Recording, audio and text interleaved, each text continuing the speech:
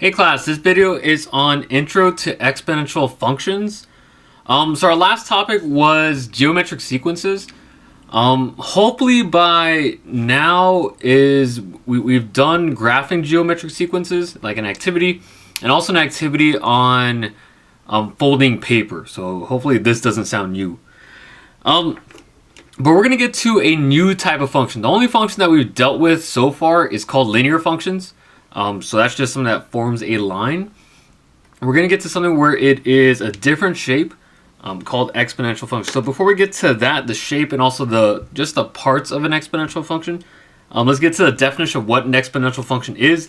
That is a function that behaves what's called geometrically.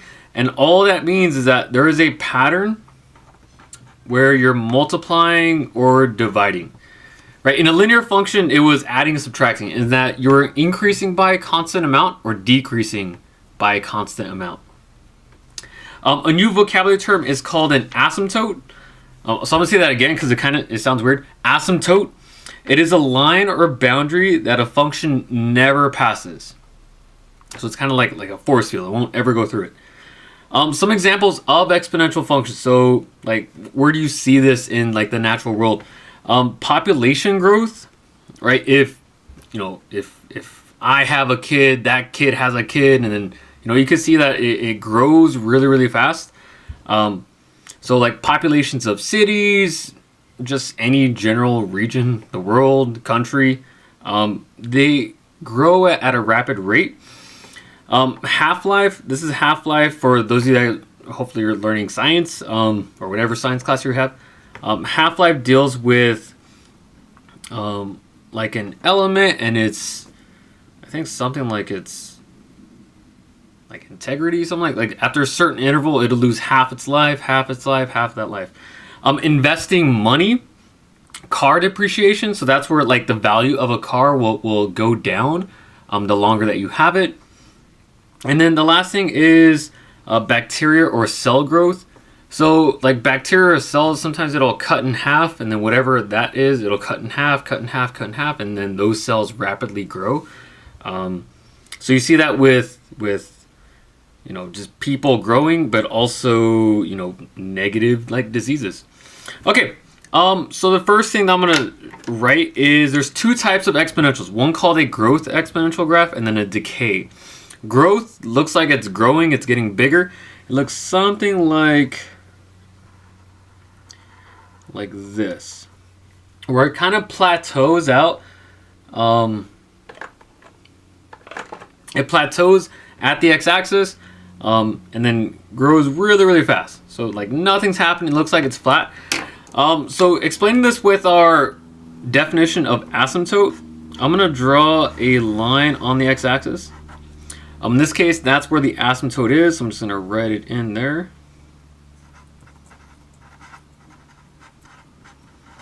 So this red line, this red curve will never cross through that line. And then similarly, decay looks very close to this, but it starts out really high, decreases really fast, and then kind of just plateaus again. This will never reach zero. It will never get to the x-axis. There's always, if you think of like cutting something in half, like if I fold so an activity that we're going to do, or that we did, is folding a paper. Theoretically, if you fold a paper in half, and then in half, there's always some type of some material paper that you can continue to fold in half. So like you won't have like no paper, meaning like there's always going to be some type of value. So this, I'm just going to write asymptote again. All right. Now this is the exponential form of, well, the standard form of an exponential function. I'm just going to write what these different values represent. We're not going to get too much into graphing, so when we get into actually graphing exponentials and shifting exponentials, then this is really what we're going to be focusing on.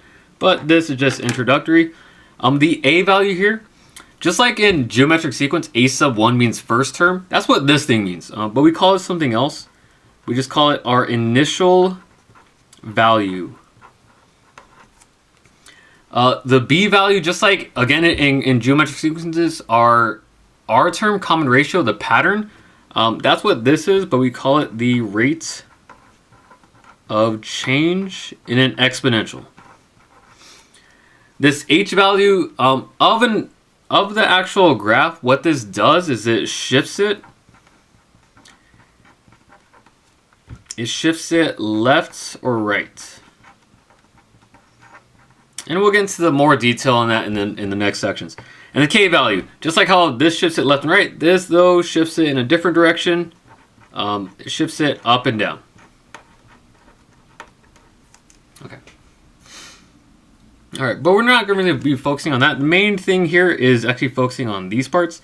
So looking at a growth function. So really we're looking at this minus the h and the k values. How we say this is f of x equal to a times b to the x power. And you know that something is a growth function based on this b value. It has to be greater than 1. If it's equal to 1, it's not growth. If it's less than 1, also not growth. It has to be greater than 1.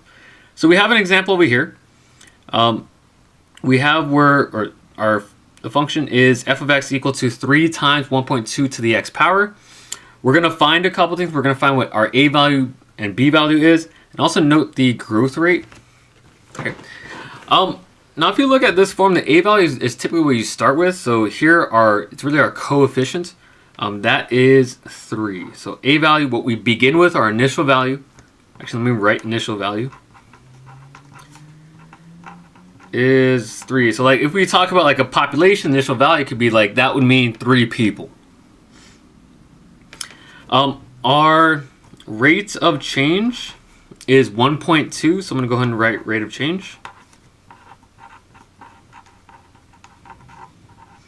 Now this is, so 1.2 is written as a decimal. We could also represent this as a percent. How we do that is we take the decimal point wherever it's at and move it 2 spaces to the right. The reason of this is because in 100%, that has 2 zeros, so that's typically why you move it to the right. So I'm going to move this 2 to the right. If I were to do that, 1, 2, our rate of change is 120%. Okay, now rate of change is not the same thing as growth rate.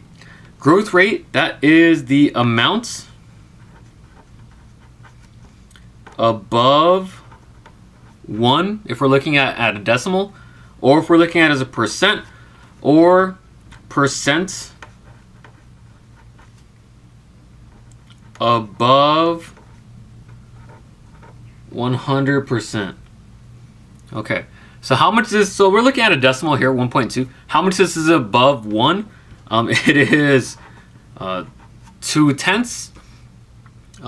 But this written as a percent. So the growth rate is the amount above 1 or percent above 100% if you're looking at percent. So this is just that it's growing at a 20% growth rate. So like if I'm thinking about like, let's say a population, whatever that population is, let's say it has 100 people.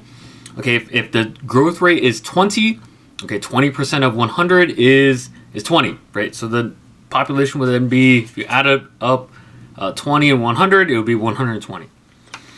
Okay, next part is decay. Now the way that you can identify decay, so it's in the same function notation, is that the b value, the rate of change, has to be in between 0 and 1.